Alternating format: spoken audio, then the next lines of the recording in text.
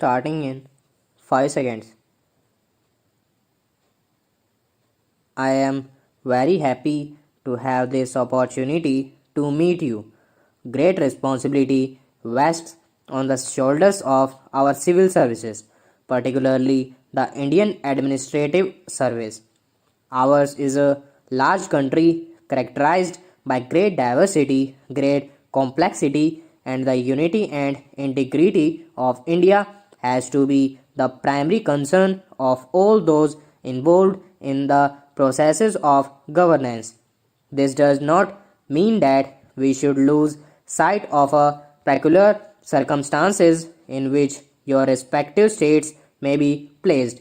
I think ours is a unique administrative setup. It is a federal setup, and services like the Indian Administrative Services perform that twin combination of concern with local circumstances and at the same time wider concern that these local problems are resolved in a manner which strengthens the bonds of unity and strengthens the nation's integrity. Of all the services in our country, the Indian Administrative Service has performed its role with greatest efficiency, integrity, and commitment to national values. I said that ours is a country of great diversity and great complexity. We have in our country religions, all the great religions represented in our society. We have also large number of groups of people who are underprivileged and who have been discriminated against for centuries, and when the Constitution of India was being drawn up, the founding fathers of our republic took it upon themselves to make up for those centuries of inequity by giving them a privileged position when it comes to admission to civil services are concerned, when it comes to giving them a share in processes of governance through participation in the state legislatures and parliament. It is therefore very essential that our civil servants should be aware of the extreme complexity of managing an entire country of India's diversity. I would therefore urge all of you that though you must specialize in acquiring a deep understanding of the problem faced by your respective states, you must also dwell deep into the whole process of nation building in a country of India's size, India's diversity, and India's complexity. I would also say that we are learning in a world where human knowledge is growing at an unprecedented pace. Therefore, your stint at the academy cannot and should not involve an end of the thirst of acquisition of knowledge. I think our training modules suggest that life has to be one of continuous process. Our country has been growing at a handsome rate in the last 15 years ever since the reform program was launched. Our growth rate has averaged above 6 to 6.5%. In recent years, we have improved upon that performance. Our growth rate is now around 7.5 to 8%, and we can increase this growth rate, and we need that growth because it is only in a rapidly expanding economy that can find meaningful solutions to the problems of acute poverty, deprivation, which still characterizes many parts of our country. And if growth is not there, the whole process of redistribution of incoming wealth becomes a zero sum game, and when social processes become zero sum games, they give rise to great degree of anger, frustration, and therefore we need this vibrant growth to provide the wherewithal in which the redistributing processes can become a positive sum game and not a zero sum game, and therefore understanding of the process of growth, particularly paying attention to the needs of rural development, paying particular attention to the delivery of basic social services such as health, education, or the management to the municipal and Panchayati Raj institutions. All these are integral to our understanding of the processes of growth, processes of change, and I sincerely hope that you will take permanent interest in all these processes of nation building. When I look at the civil servant in the British time, there is one thing which strikes me. Many of them, although they came to our country from far away, distant land, many of them spent lot of time in understanding the sociology and economics of how India's rural dynamic works. I think of late probably because people don't stay in jobs long enough. Therefore, I think that depth of knowledge that our civil servants need to understand processes of change, particularly in the rural sector, the problems of disadvantaged community, scheduled castes, scheduled tribes, they do not receive the attention that they deserve. That's why you have tension in the rural India, the Naxalite problem. These are problems which have several dimensions. A law and order dimension is important, and no state can really neglect the enforcement of law and order and also enforcement of the rule of law in our country. But you must also recognize that there are, I think, underlying tensions arising out of the fact that not all sections of our society get an equitable share or the benefit of growth, benefits of development, and therefore I think you have to pay particular attention to being the custodians of the well being of the weaker sections. Stop. Starting in 5 seconds. I am most happy and grateful for the opportunity you have given me to meet you all this evening. As you know, the Government of India and the provincial governments concerned have taken great pains and incurred heavy expenditure this year to improve the approaches and also the localities where the sacred Buddhist places are situated. The total amount spent may add up to a crore of rupees in the course of this year. That indicates the interest which the Government of India and the people of India are taking in Buddhism and its sacred places. You have been good enough to mention some points which I shall have looked into. I will try to see that as far as possible no complaints are left unattended. You have mentioned Bodha Gaya. I have been personally connected with the Bodha Gaya affair for a pretty long time. More than 25 years ago, a deputation of Buddhists from Ceylon and Burma came here. It wanted to have control of the Bodha Gaya temple. At that time, though the Congress had nothing to do with the government, it took up the matter and appointed a committee to make suggestions as to how best the Bodha Gaya temple could be managed in the interest of all and to the satisfaction of the Buddhists.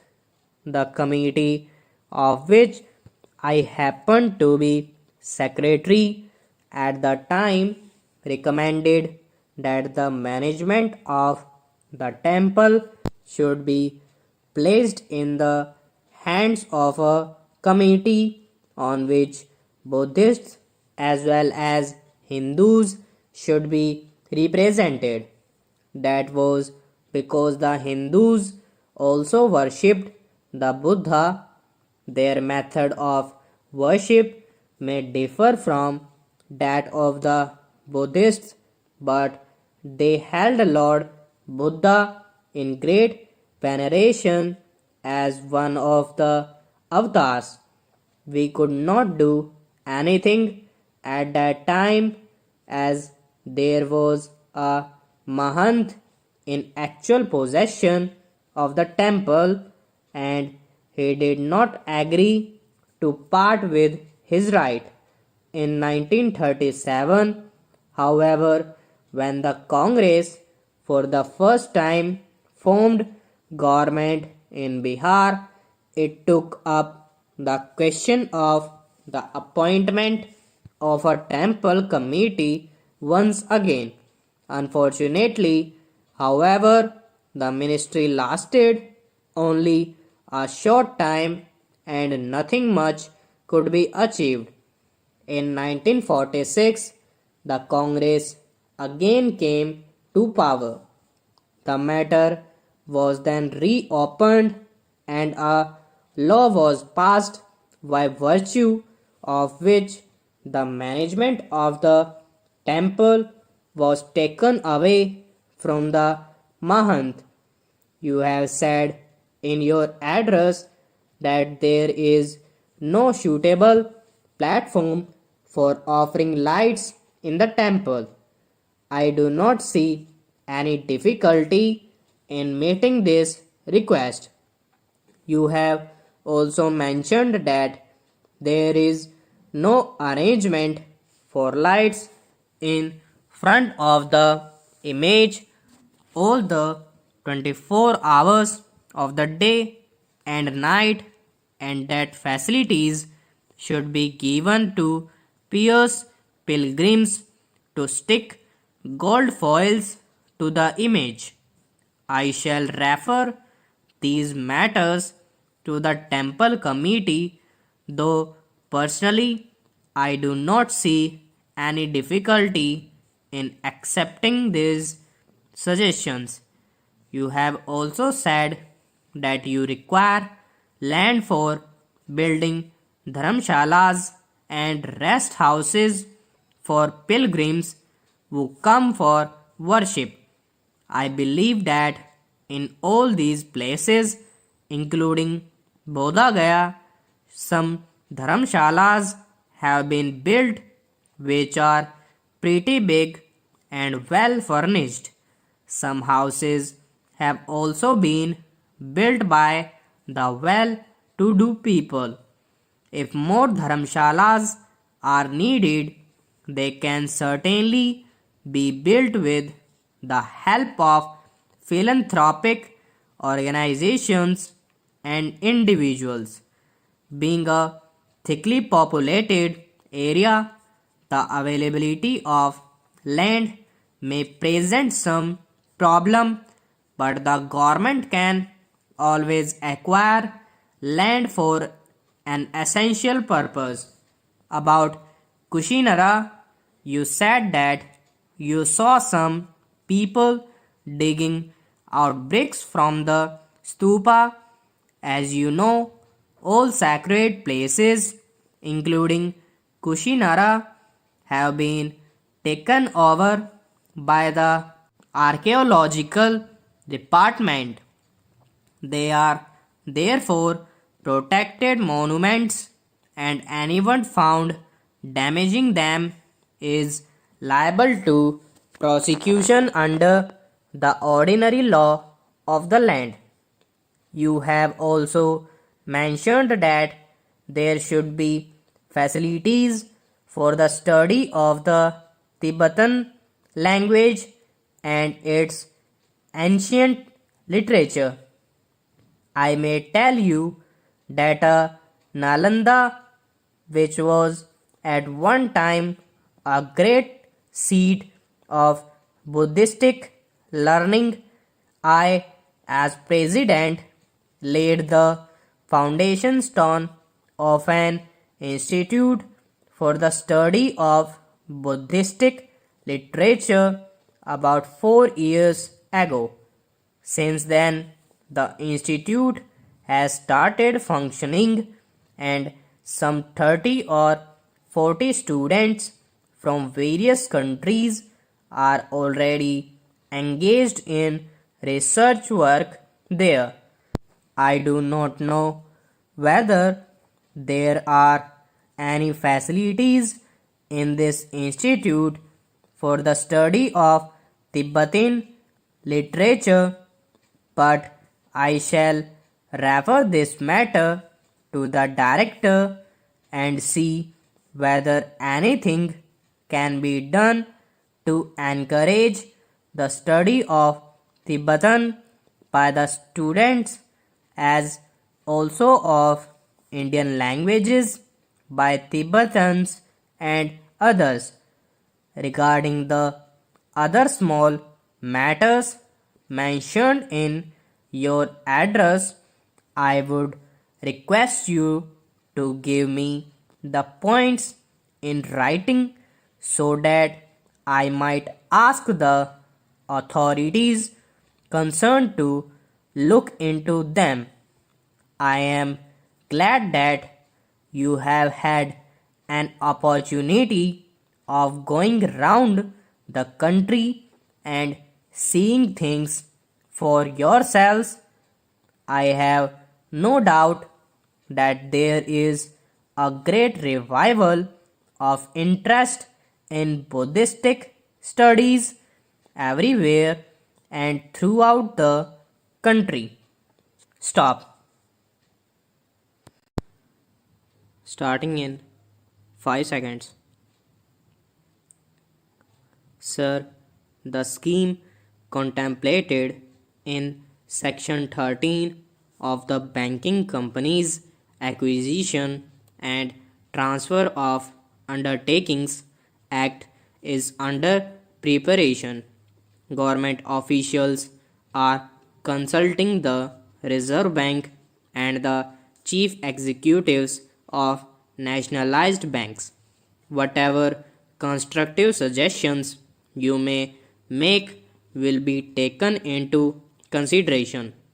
Government is also examining how to give a fair share of the work relating to government treasuries and allied matters and of the accounts of public sector enterprises to the 14 nationalized banks. In the weeks immediately following July 19, it was rumored in some circles that the nationalization of the 14 banks would lead to the denial of loans to large productive enterprises. Nothing could be farther from the truth, and I am sure that you know this. The production of goods and services useful to the community must expand fast. Otherwise, grave distortions arise in the economy, leading to unemployment. You should have no hesitation in assisting all genuine productive enterprise of medium and large size. However, please do remember that in India, bank finance has not always been measured by lenders against actual production needs, and there has not been any effective check on the end use of bank money. Naturally, you should be more alert in this sphere so that very big enterprises or houses do not have to be given larger assistance than is actually warranted in terms of the needs of production and distribution. The Reserve Bank should be able to advise you in detail in this matter. Similarly, in lending against shares and commodities, you would be well advised to be vigilant so that allegations of cornering of shares or of goods in short supply for unsocial purposes with bank money do not arise. The devices to ensure this are matters of detail which, for the present, with the advice of the Reserve Bank, you should be able to work out. There are a few other points to which I should like to draw your attention. Most of the term financing institutions working in these fields of industry and agriculture are in the public sector.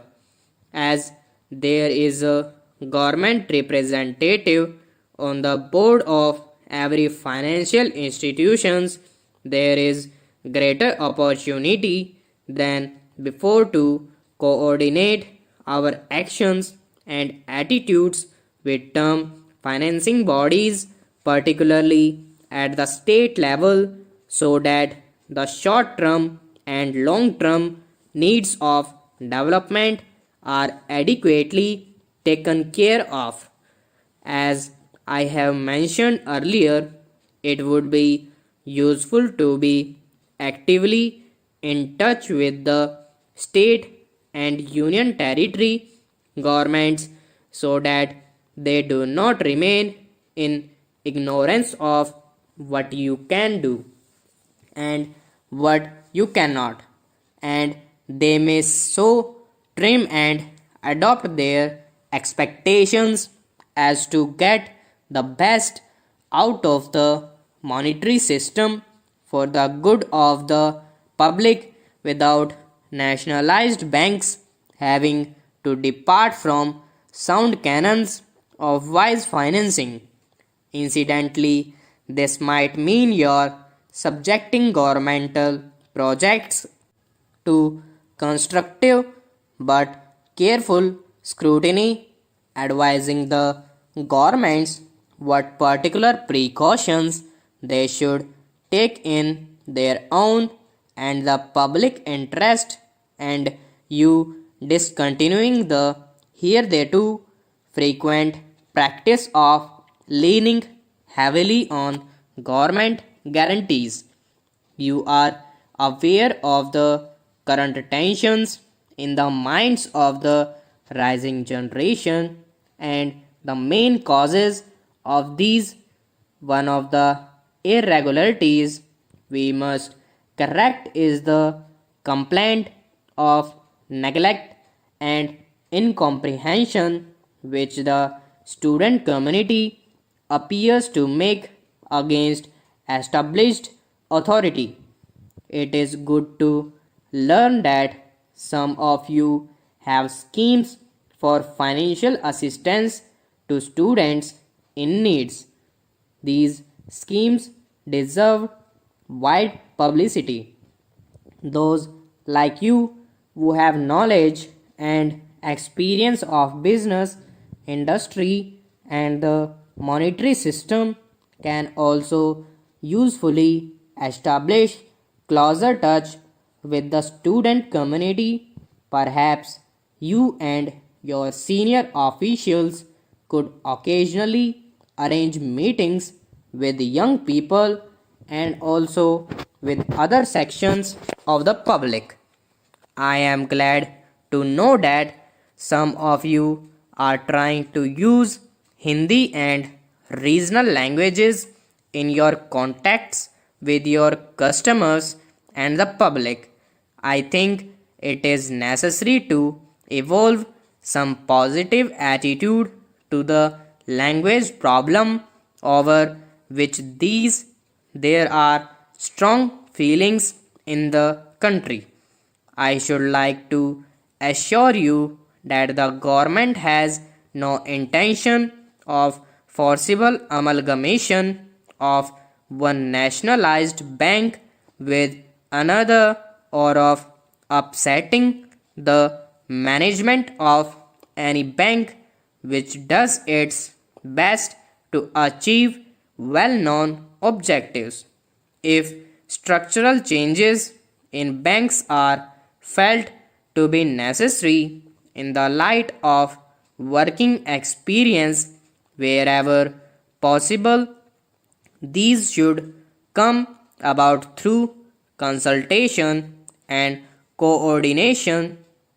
The fear was expressed to me by some smaller banks whether their voice would be heard equally along with bigger banks. I am sure that his will be so. The misunderstanding which arose in some uninformed circles after nationalization is settling down. I am sure that soon it will disappear altogether. The nationalized banks, the Reserve Bank, and the central government will, however, be judged by the country mainly by quality and depth of the endeavor they make towards ensuring social and economic justice and for upliftment of the weaker sections of the society. Stop. Starting in 5 seconds. Let me at the outset extend my heartiest congratulations to the recipients of the President's Police Medals for distinguished service. I commend you for your dedication and devotion to the cause of national security and effective policing. I would also like to offer my heartfelt condolences to the families of your brave colleagues who sacrificed their lives in the service of the nation. I give you my assurance that our government will spare no effort to ensure that their needs are met and their futures secured. As I addressed you all here today, my mind goes back to some of the key issues I had raised in the same conference last year.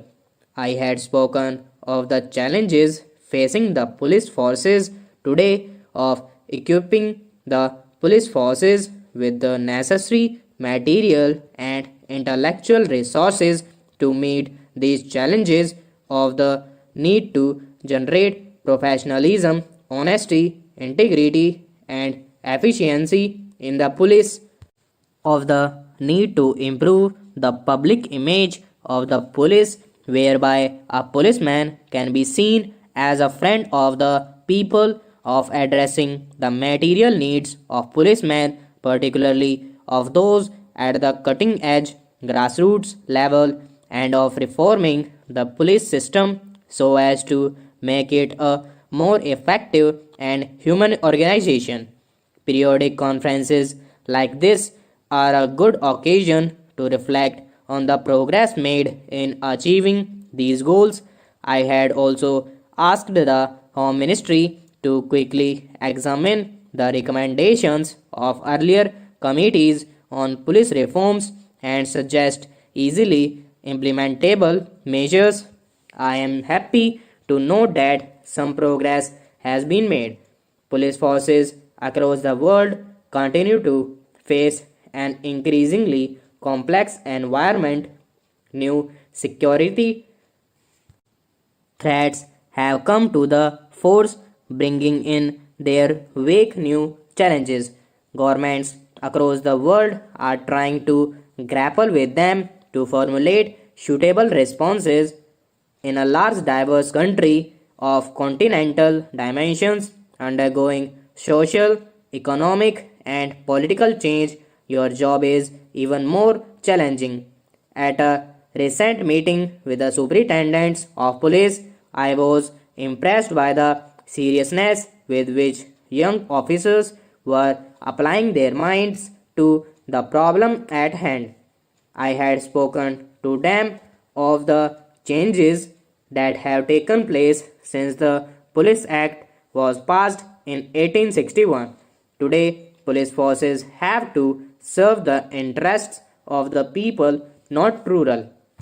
In a democratic framework, as we are in today, there is a need to have in the police force a managerial philosophy, a value system, and an ethos in tune with the items.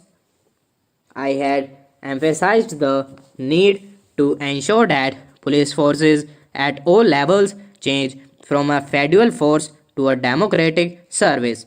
The spirit of public service, of respect for the rights of individuals, of being just and human in one's actions must permeate the entire police force. I was impressed by the response of the young officers to the challenge I had outlined, and I am convinced that in them you have a group of officers who can transform policing in the country. They look up to you for professional leadership. You have to set an example to them so that they set an example to society. What are the key challenges facing the police force today? Clearly, the threat of terrorism and of organized crime are the two most important, but there are other challenges of equal importance to our people. The attacks on weaker sections, on Dalits, on minorities, and on women. Our police force must be equal to the task in dealing with each of them.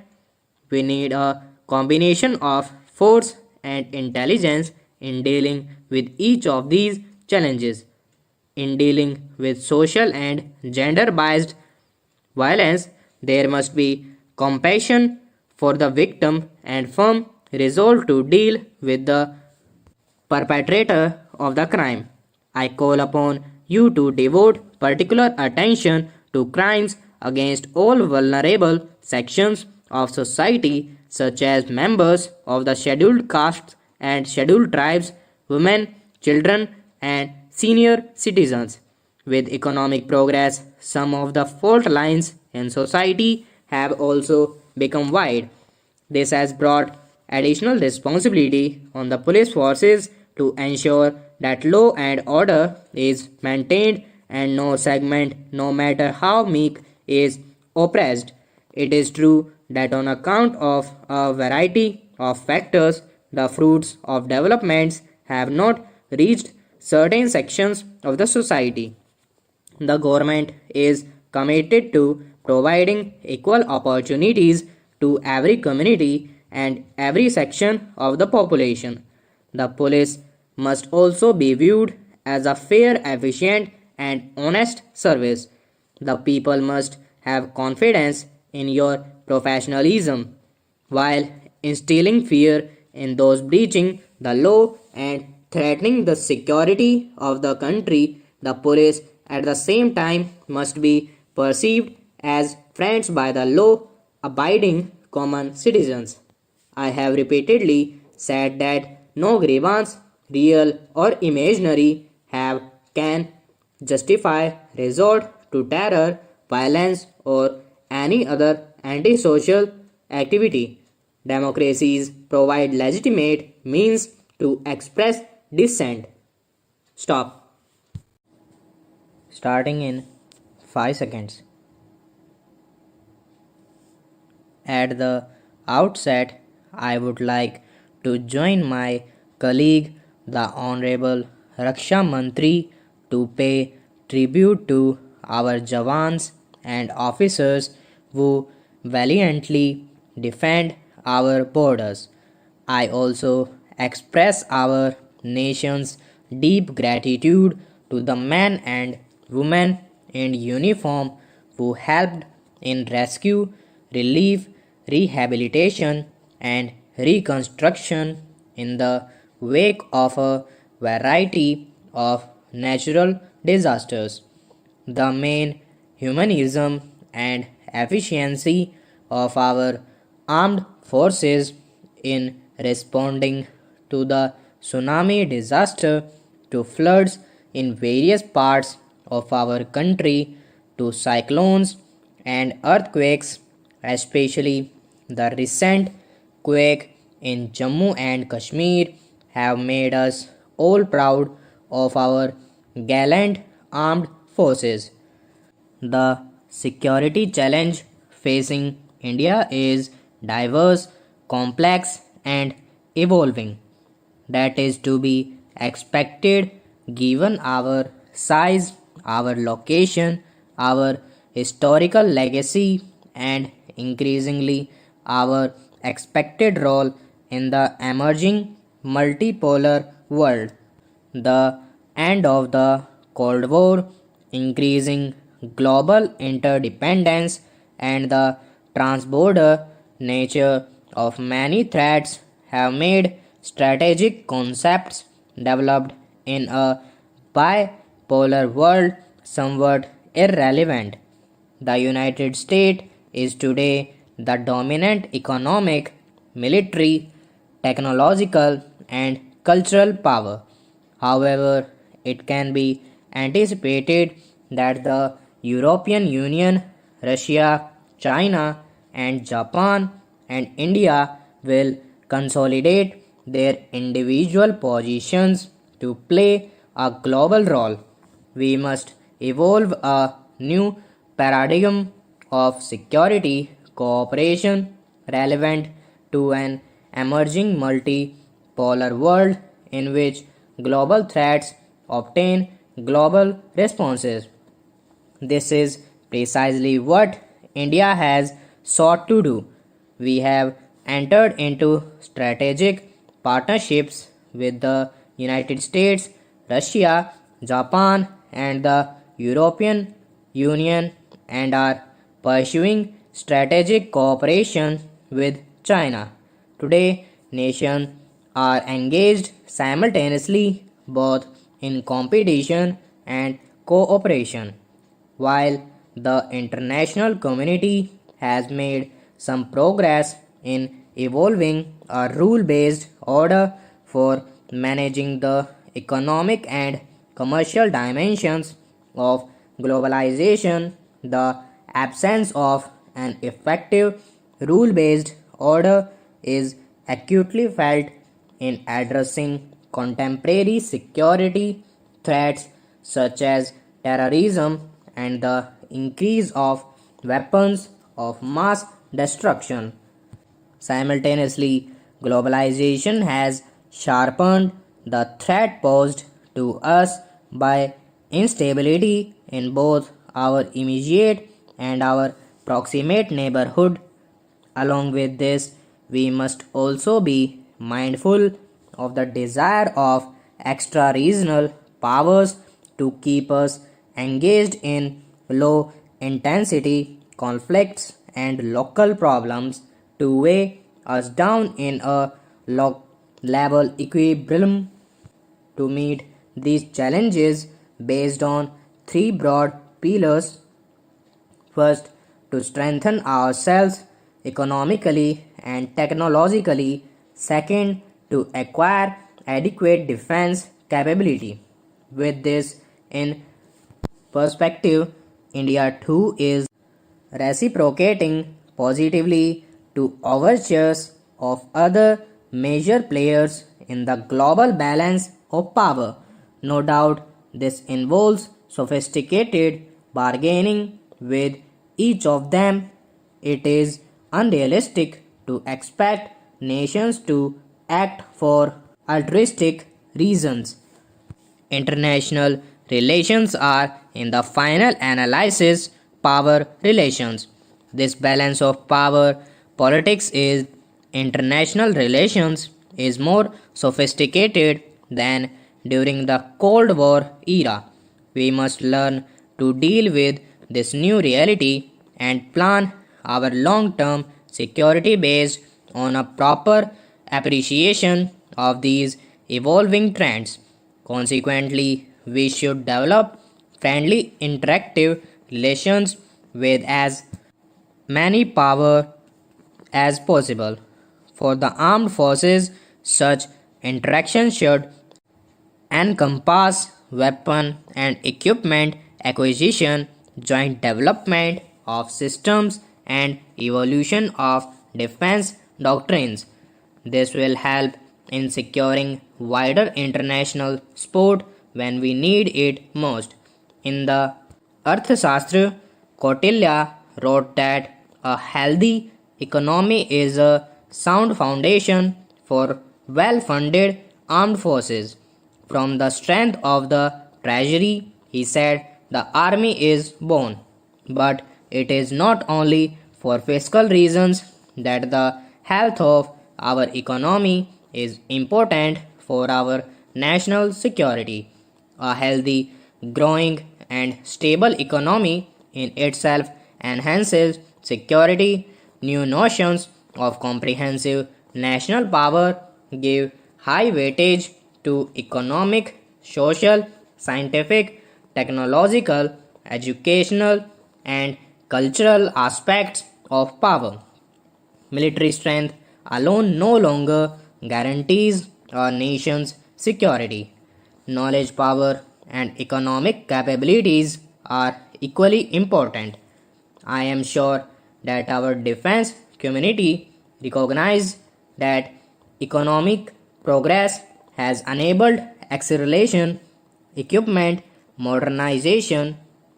Today's international climate enables us to draw on world financial flows for development and to offer our skills in exchange for other countries outsourcing services and manufacturing to India for mutual benefit. Our armed forces have always been assured that our government will never shy away from finding funds for our defense requirements, and I endorse what the defense minister has said in his address. It should be obvious, however, that any government will find it easier to find the required resources if the economy grows at 8% per annum. It will not be difficult for us to allocate about 3% of our GDP for our national defense. This should provide for a handsome defense budget. Hence, our priority is to pursue policies to generate faster economic growth and mobilize more resources. Critical to our effort to step up the rate of economic growth is the assurance of energy security. This requires a broad based energy policy based on rational economic and strategic considerations, rational domestic pricing policy, etc. Stop. Starting in 5 seconds. Since the 1980s, there has been continuous public debate within our country about the desirability of taking a second look at the Constitution of India in the light of the rich experience of democratic practice gained since 1947. This debate has acquired a new urgency in recent years, partly because of the instability in apex politics and partly also because legal experts, individual politicians, and organized political groups within the country feel the need for some changes in our system of governance to render it more efficient and open to popular participation. When we consider the Constitution as it was framed in 1950, it is important to remember that there was a prehistory to constitution framing in British India. Our imperial rulers has attempted to create constitutional systems with limited democratic sanctions in 1909, in 1919, and in 1935. These constitutions draw upon certain principles which we can repeat with profit today. According to democratic theory, constitutions can either be constructed on their basis of Whig principles or they can rest upon liberal principles. Whig constitutions attempts to mobilize like-minded social communities and interest groups, while liberal constitutions reach out to the individual citizen and are based upon territorial constituencies.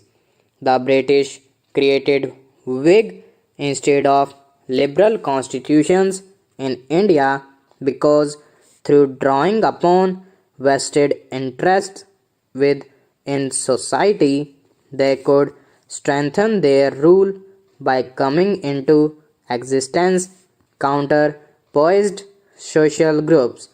In contrast to the constitutional structure drafted by the British, the nationalist leadership has attempted to create a truly liberal prescriptive framework for a liberated India in 1928. This constitution rested upon the adoption of adult franchise.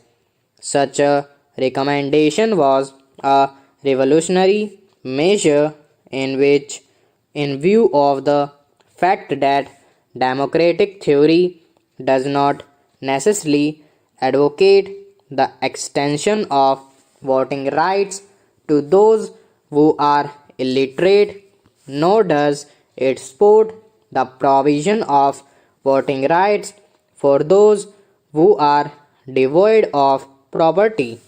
Needless to say, in the period in question, the majority of Indians did not satisfy either of these conditions. When we interrogate the nationalists' debate on the business of an appropriate constitution for India in the last phase of the freedom struggle, we discover that there was considerable difference of opinion on the desirable relationship between a pan-India center of governance on the one hand and the regional centers of governance on the other. This should also be taken note of.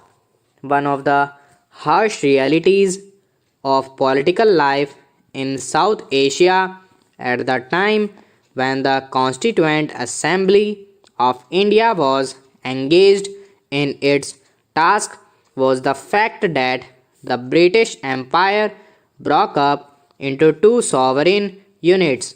The decision of the Muslim majority provinces of British India to continue themselves into Pakistan aroused the apprehension in the minds of the nationalist leadership in India that they might have to face further attempts at secession from a future Indian unions.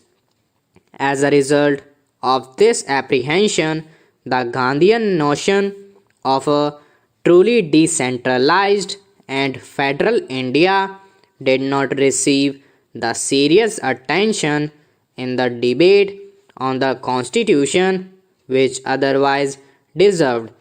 If an unwarranted centralization of power was the crucial weakness of Constitution of 1950, then its great strength lay in conferring voting rights on every adult member of Indian society. Indeed, it would be no exaggeration to assert the exercise of the right to vote by the citizens of India has more than anything else sustained the Republic over the past 6 decades. As we dwell upon the provision of the Indian Constitution from the vantage point of the late 1990s, we cannot but be struck by the wisdom and the courage with which the founding fathers of the nation laid down the rules by which democratic practice in the country was to be shaped. Let us consider the question of the presidential form of governance which enjoys sport in some circles today. The framers of the Constitution were acutely conscious of the fact that they were devising rules and procedures designed to shape liberal practice in a very diverse and highly plural society. Indeed, so diverse are the social constituents of our nation that it is difficult to imagine that a president, even one elected directly on the basis of adult franchise, could represent the rich diversity and infinite variety of Indian society. As against this, the so called Westminster model, with provision for a broad based cabinet headed by a prime minister, all drawn from an elected legislature, provides a much more appropriate and resilient mechanism for the governance of a highly plural society. It is widely believed among that the first past the poll system puts a heavy premium upon political stability in a society. This is brought about by giving a majority in the legislature to a political party even when the number of votes it receives may be less than half the total number of votes cast. This may not be very healthy stability. Stop. Starting in 5 seconds.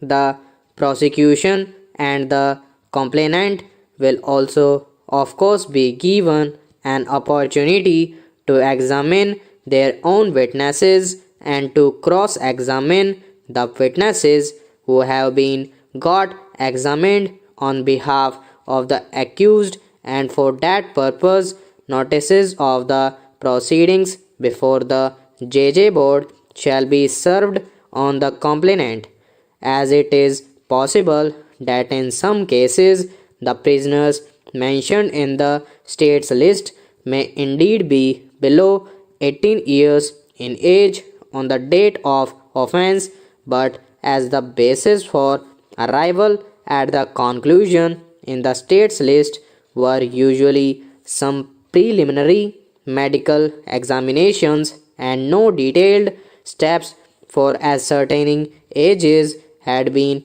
taken after hearing both parties, and it cannot be ruled out that in certain cases extraneous measures may have been used for reducing the ages.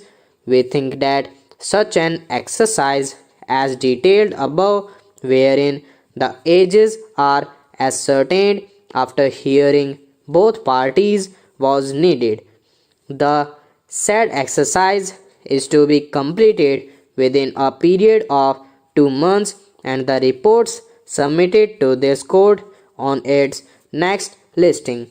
The district judges or district legal services authorities shall take strict measures in future for ensuring that prisoners below 18 years of age on the date of offence are not lodged in adults' prison in violation of the Juvenile Justice Act and rules. So far as District Allahabad is concerned, we direct the District Judge Allahabad to permit Rohan Gupta, advocate, to visit and interview the concerned prisoners for the purpose of ascertaining their ages and for submitting the report to the court on the next date of listing. It was further submitted by the learned counsel for the petitioner that so far as the prisoner Raju is concerned, whose age was determined to be below 18 years, he was earlier lodged in Faizabad jail and was subsequently sent to the special home, as he was convicted as far back as in the year 2001 in a case under section 302 IPC. The respondents should inform this court about the total period spent in jail by this prisoner, and in case it exceeds 3 years, the basis for his being presently detained in the special home. Thus, while the order referred to above passed in a public interest litigation being criminal, the Allahabad High Court directed the Juvenile Justice Boards to hold an inquiry for determination of the age of prisoners. The medical board subjected the writ applicant herein to the x-rays of the skulls, etc. Upon medical examination of the writ applicant herein, the medical board gave its report certifying that the date of the commission of the alleged offence, the writ applicant could have been around 15 years of age, as on the date of the medical examination the convict was around 56 years of age. It appears that some time later the writ petition applicant was in a position to obtain a document in the form of family register issued under the UP Panchayat Raj Rules 1970. In the family register certificate, the year of birth of the writ applicant herein is shown as 1968. If 1968 is the correct birth year of the writ applicant herein, then in 1982 he was about 14 years of age. In such circumstances referred to above, the writ applicant is here before this court. He claims that as he was a juvenile on the date of the commission of the alleged offence sometime in the year 1982, he could not have been put to trial along with other co-accused and should have been dealt with under the provisions of the Juvenile Justice Act as prevailing at the relevant point of time. It is the prayer of the writ applicant that the respondent state be directed to get the claim of the writ applicant in regard to the juvenility verified through the concerned sessions court or the Juvenile Justice Board. Mr. Rishi Malhotra, the learned counsel appearing for the writ applicant, vehemently submitted that although till the dismissal of the special leave petition by this court with order the convict had not raised the plea of juvenility, yet the law permits him to raise such a plea even at this point of time, having regard to the provisions of the Juvenile Justice Care and Protection of Children Amendment Act 2011. It is submitted that there is clinching evidence on record as on date in the form of certificate issued by the medical board as well as the family register to indicate that in the year 1982 the writ applicant could be around 15 years of age. The learned counsel would vehemently submit that there is no good ground to discard the certificate issued by the medical board as well as the extract of the family register. To forfeitify the aforesaid submissions, the learned counsel seeks to rely upon a three-judge bench decision of this court in the case of Ghulam Hossain versus State of West Bengal, reported in 2012 10 SCC 489. Stop. Starting in 5 seconds. Respondent Phul Singh, after his acquittal, moved an application before the authorities for his reinstatement. Since the authorities did not respond favorably, he filed a writ petition in the year 1998 before a learned single judge of Rajasthan High Court.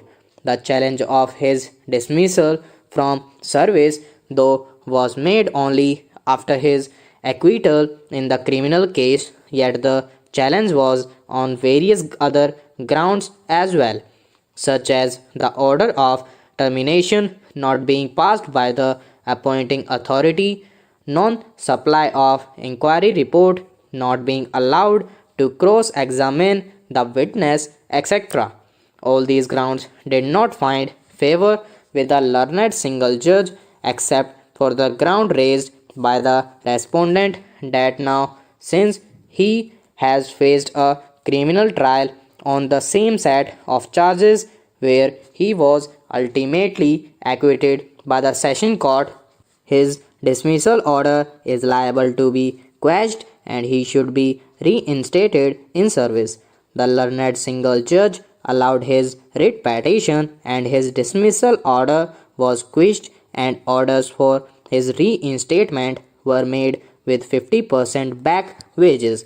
The state of Rajasthan filed an appeal against this order before Division Bench of the High Court, which was dismissed. The state is now before this court against the order of reinstatement passed by the Rajasthan High Court. We must reiterate that the High Court of Rajasthan, both in the writ petition and special appeal, had allowed the case of respondent Phul Singh only on the ground that now, since he has been acquitted by a criminal court on the same set of facts and charges on which he had faced a departmental proceeding, the orders passed in departmental proceedings are liable to be quashed and he must be reinstated in service. As we have already referred above, none of the other arguments raised on behalf of the private respondent challenging procedural anomalies on the departmental proceedings, violation of principles of natural justice and fair play, or lack of jurisdiction of the authority had found favor with either the learned single judge or the division bench. The case of the state, who is the appellant before this court, is that the respondent was a member of a discipline force.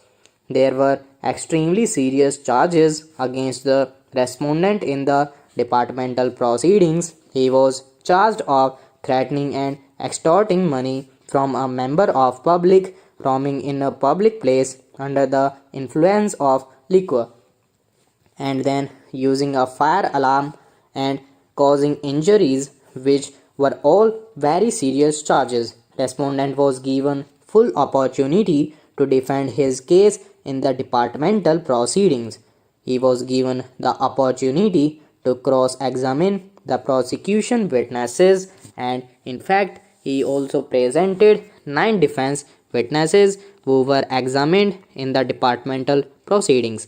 The disciplinary authority concluded that the delinquent constable had committed an act of gross indiscipline and negligence as well as dereliction of the duties and of misbehavior and misconduct, and all this had blackened the image of Rajasthan police in public.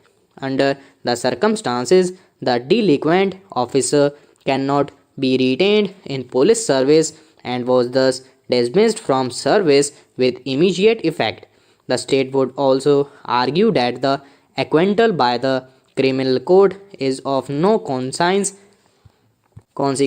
as far as departmental proceedings are concerned.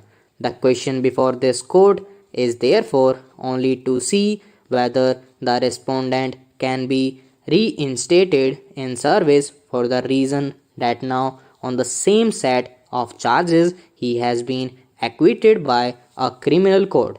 There should be no doubt in law on this subject. Departmental proceeding is different from a criminal proceeding. The fundamental difference between the two is that whereas in a departmental proceeding, a delinquent employee can be held guilty on the basis of preponderance of probabilities, in a criminal court, the prosecution has to prove its case beyond reasonable doubt. In short, the difference between the two proceedings would lie in the nature of evidence and the degree of its scrutiny. The two forums therefore run at different levels. For this reason, this court has consistently held that merely because a person has been acquitted in a criminal trial, he cannot be ipso facto reinstated in service. Be that as it may, a delinquent employee, after his dismissal from service, nevertheless seeks reinstatement when he is acquitted by a criminal court on the same set of charges and facts. A very heavy reliance is then placed on a decision of this court given in Captain M. Paul Anthony versus Bharat Gold Mines Limited. Reliance was placed on this decision by the present respondent as well before the learned single judge as well as before the division bench of Rajasthan High Court. Both the courts have relied on this judgment while giving their decision in favor of the respondent. In Captain M. Paul Anthony, this court had indeed held that as the petitioner before them had been acquitted on the same set of charges by a criminal court, he should be reinstated in service. Stop.